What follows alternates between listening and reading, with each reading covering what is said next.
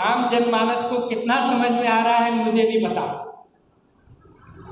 तो मैंने कहा बिल्कुल सही बात है, आपने वहां कहा, बाकी के आदरणीय आचार्य वेदपाल जी, आदरणीय सुशीर्षद मुनि जी सब यहाँ पर ये बात कह रहे थे कि वास्तव में वेद संगोष्ठी किन के लिए है, परंतु आप सब लोग वास्तव में धन्यवाद और वास्तव में बधाई के पात्र हैं कि हमेशा आर्य विद्वानों के व्याख्यान आपको बहुत सुनने को मिलते हैं, बहुत वेद की बातें सुनने को मिलती हैं। पर वेद क्या है, महर्षि दयानंद का वेद भाष्य क्या है, वेद क्यों लिखे गए हैं, वेदों में क्या है, वेदार्थ की प्रक्रिया क्या है, ऋषि क्या है, मंत्र क्या है, छंद क्या है, ये सारी बातों को कहीं ना कहीं कुछ ना कुछ आपको आज ये तो पता चला होगा कि ये जो वेद मंत्र हैं इनके ऊपर ऋषि लिखे जाते हैं। यदि किसी ने वेद उठा करके देखा होगा तो कई आर्य समाजी मिलते हो कहते हैं हम तो सीधे मंत्र पढ़ते हैं और मंत्र का अर्थ पढ़ लेते हैं, हमें तो यही नहीं पता है कि ऊपर ऋषि भी लिखा होता है, और ऋषि लिखा भी होता है तो हम सोचते हैं ऋषि ने लिखा होगा। तो ऐसी कई बातें हैं। संक्षेप से एक बात कहूं तो संसार में अभी वर्तमान काल में 19वीं शताब्दी में एकमात्र ऐसे ऋषि हुए जिनके नाम से आज कोई भी जनरल नॉलेज की परीक्षा हो, जिनके नाम से आज कोई भी यूपीएससी या एमपीएससी की परीक्षाएं हों, सेट या नेट की परीक्षाएं हों, एक जनरल नॉलेज का प्रश्न आता है और वो ये आता है कि बैक टू द वेदास ये किसने कहा था।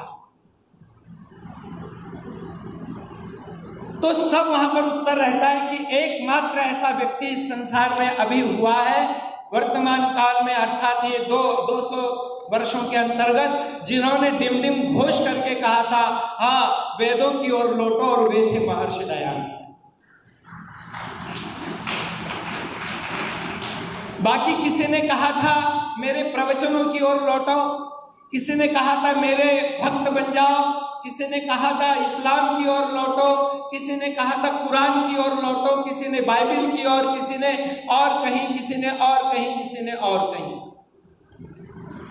परंतु एकमात्र महर्षि दयानंद ने कहा था कि आओ वेदों की ओर लौटो।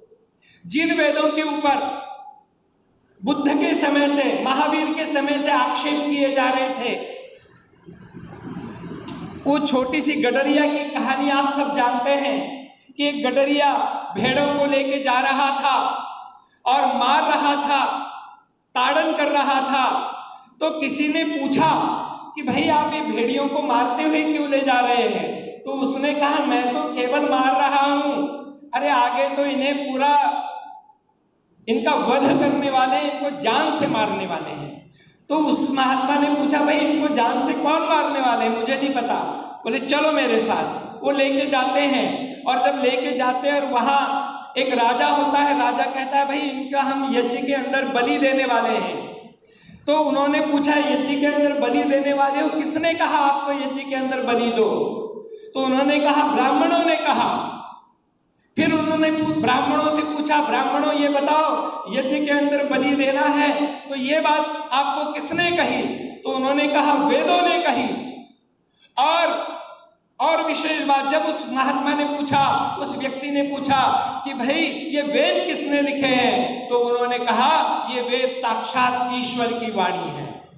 तो उन्होंने कहा अगर जिस वेद में ऐसा लिखा है कि प्राणियों की हत्या करनी चाहिए तो मैं ऐसे वेदों को नहीं मानता हूं। जो ब्राह्मण ऐसा कहते हैं कि वेदों में लिखा है, उन्होंने तो कहा अगर ऐसा ईश्वर है जो अपने प्राणियों के वध करने की आज्ञा देता है तो मैं ऐसे ईश्वर को भी नहीं मानता हूं, ऐसे वेद को भी नहीं मानता हूं, ऐसे ब्राह्मणों को भी नहीं मानता हूं, और ऐसे यज्ञ को भी नहीं मानता।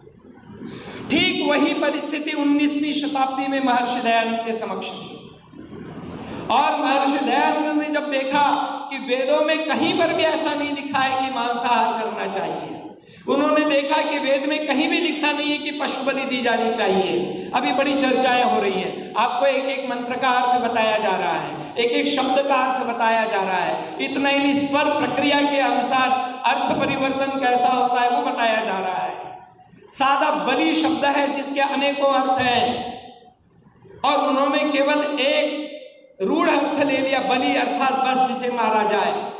और आपको आश्चर्य होगा कि आज भी जब सोमयाग यज्ञ होते हैं, मैंने सोमयाग यज्ञ का अध्वर्यु किया है, पूरा अध्वर्यु मैंने सीखा था।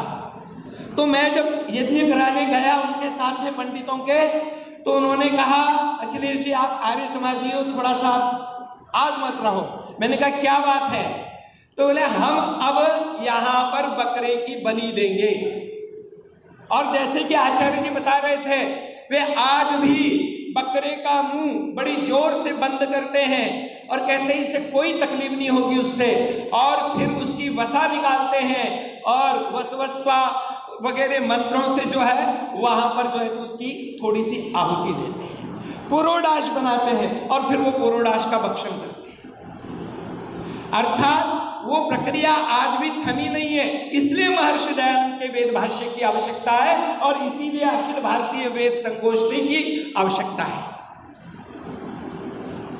मैं तो ये कहना चाह रहा था और मेरी इच्छा थी याज्ञिक जी कि यहां पर पौराणिक विद्वानों को भी बुलाया जाता, उनके समक्ष ये चर्चा होती, जो वैदिक, जिन्हें वैदिक विद्वान कहते हैं, जिन्हें ऋग्वेद पूरा याद है, जिन्हें यजुर्वेद पूरा याद है, जिन्हें अथर्ववेद पूरा याद है, और जो उसकी याज्ञिक प्रक्रिया को करते हैं और उसमें पशु देते हैं, उसमें पशुओं की आहुति देते हैं, ऐसे लोग यहाँ पर आते और फिर इन विद्वानों के चरणों में बैठ करके कुछ पाते तो उन्हें लगता कि नहीं, वेद परम पवित्र है।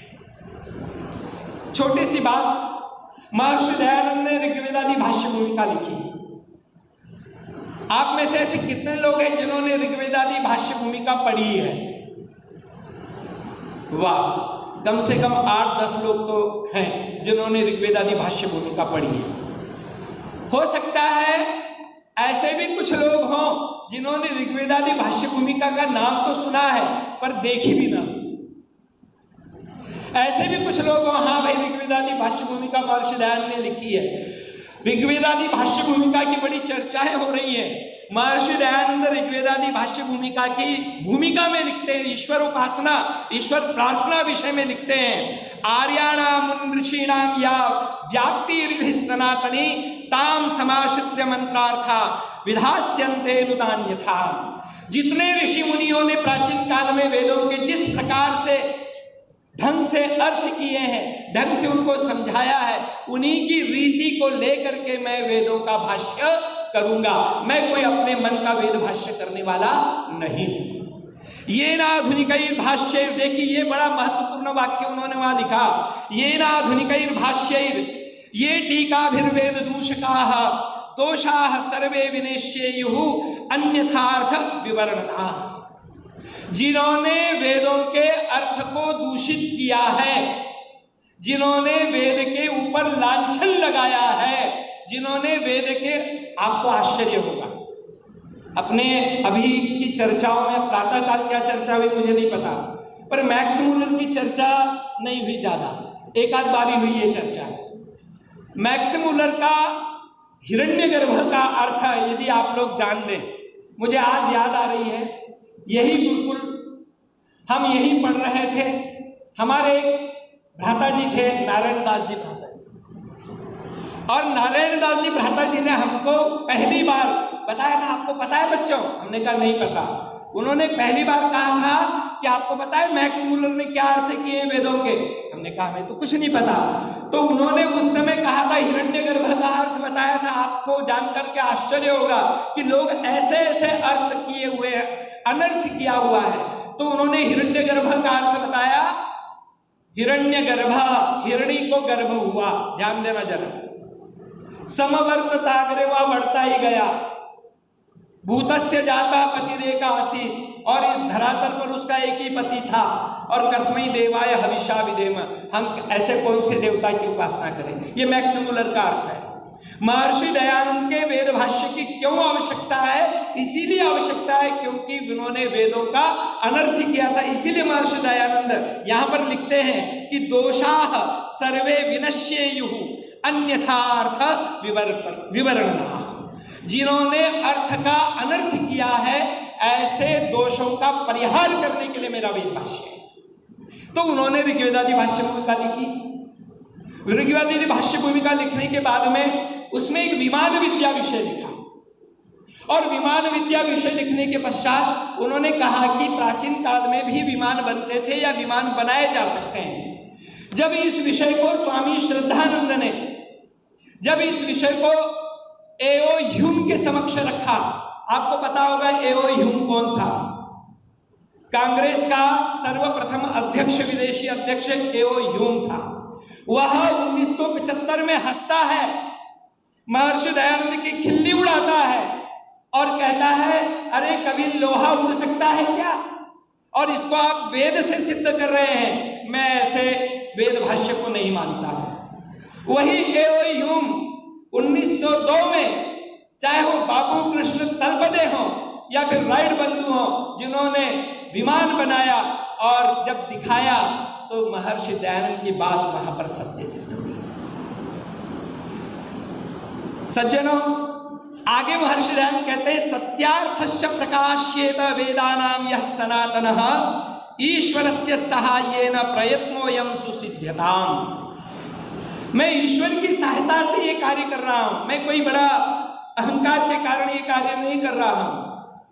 और चूंकि उस समय उस काल में ऐसे वेद भाष्य थे, अगर महीधर के वेद भाष्यों की चर्चा की जाए तो आप सब अभी यहां से उठ करके जा सकते हैं, इतने गंदे अर्थ उन्होंने किए हुए थे, चाहे वो यजुर्वेद हो या अन्य वेद।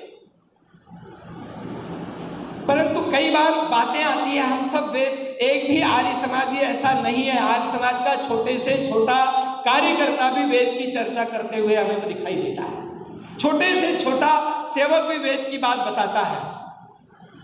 ये तो बड़ी अच्छी बात है, क्योंकि महर्षि दयानंद ने कहा था, वेद का प्रमाण देकर के ही कहा था, यथे माम वाचम कल्याणी मावदानी जनेभ्या बाहुराजन्याभ्याम कृत सूर्याय चार्याय च सुखाय।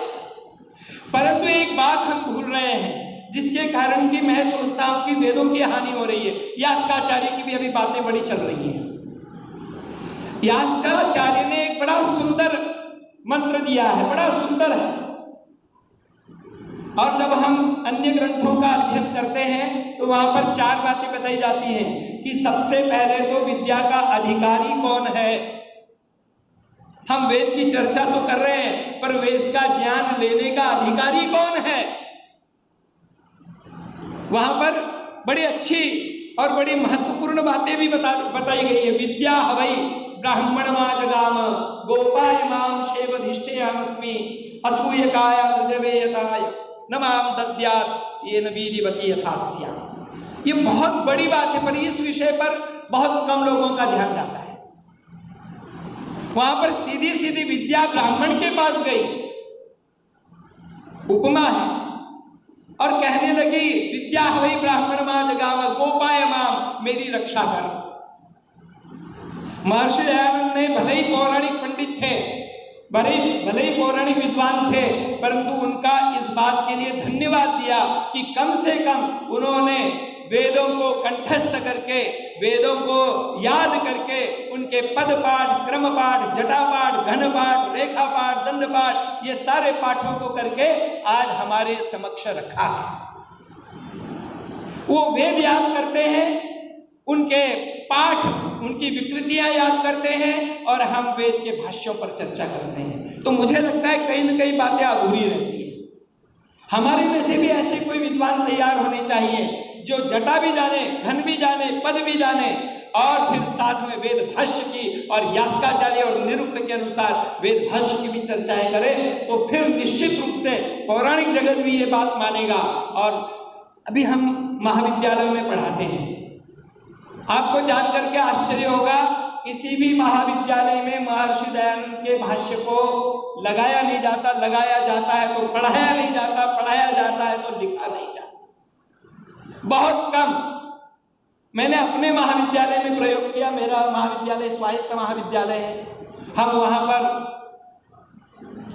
अपने मन से या अपने विचार से विषयों को रख सकते हैं। हमने वहाँ पर जानबूझ करके ऋग्वेद के दशम मंडल का वहाँ पर अध्याय लिखा जिसे हम संगठन सूक्त कहते हैं, और उसमें जानबूझ करके महर्षि दयानंद का भाष्य रखा। तो 4 लोग उठ करके कहने लगे नहीं, आप केवल एक का मत दीजिए, सायन का भी दीजिए, इसमें महीधर का भी नाम लीजिए, इनका भी नाम लीजिए।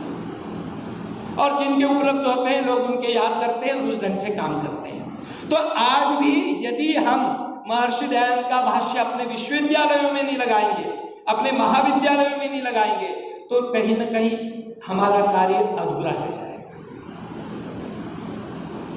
क्योंकि मुझे केवल 15 मिनट दिए हैं और मेरा समय पूरा हो गया है, तो मैं अधिक न कहते हुए यहीं पर अपना वक्तव्य समाप्त करता हूं। और बस इतनी बात अंत में कह करके जाना चाहता हूं कि इस सारी संगोष्ठी का सार केवल इतना निकलेगा कि यदि हमारे ये जितने भी श्रोता आर्य बंधु आए हैं, यदि इनमें से किसी ने भी 3 बार 4 बार 5 बार ऋग्वेदादि भाष्य भूमिका का अध्ययन कर लिया, तो ये वेद की संगोष्ठी सफल हो जाएगी। आज आपको पता होना चाहिए नई शिक्षा नीति लागू हुई है, और नई शिक्षा नीति में इंडियन नॉलेज सिस्टम का बहुत ज्यादा जोर दिया जा रहा है, और इंडियन नॉलेज सिस्टम के नाम पर फिर से वही अंग्रेजी में सारी बातें बताई जा रही हैं। हम इस कार्य में पीछे न रह जाएं, और मैं आचार्य जी से भी निवेदन करना चाहूंगा कि इंडियन नॉलेज सिस्टम के विषय पर हमें अब नए प्रकार से ग्रंथ तैयार करने चाहिए, जिनमें वेदों के विषय हो, जिनमें उपनिषदों के विषय हो। नहीं तो आजकल ऐसे अनेक विद्वान तैयार हो गए हैं, इधर से लिया, जैसे आचार्य जी कल बात बता रहे थे कि ये मेरे पास 6 वेद भाष्य हैं, और उनमें से 6 वेद भाष्यों के अनुसार मैं एक अपना नया वेद भाष्य तैयार कर रहा हूं, और वो वेद भाष्य बन गया। तो ऐसे वेद भाष्य या ऐसे जो ग्रंथ तैयार हो रहे हैं वो मूल में भूल है। तो आइए हम मूल की ओर लौटें, वेदों की ओर लौटें, महर्षि दयानंद के ग्रंथों को, और विशेष करके वेद संगोष्ठी है तो आज संकल्प लें कि हम ऋग्वेदादि भाष्य भूमिका यहाँ से ले जाएंगे, उसका अध्ययन करेंगे, उसका पठन करेंगे। मुझे आज ही एक व्यक्ति मिले, गुरुकुल से बड़े स्नेही हैं, गौर जी, कमलेश जी गौर, और वो कहने लगे मैंने 10 बार सत्यार्थ प्रकाश पढ़ा, 10 बार नहीं समझ में आया, अब मैं 11वीं बार पढ़ रहा हूं। ऐसे चिंतक या ऐसे शोधक बहुत कम प्राप्त होते हैं। तो हो सकता है हम भी ऋग्वेदादि भाष्य भूमिका को कम से कम पढ़ें, महर्षि दयानंद के भाष्यों को पढ़ें, और उनको जाने की क्या छंद है, क्या ऋषि है। तो यह जो संगोष्ठी है निश्चित रूप से सफल होगी। धन्यवाद। मेरा समय यहीं समाप्त होता है। ओम।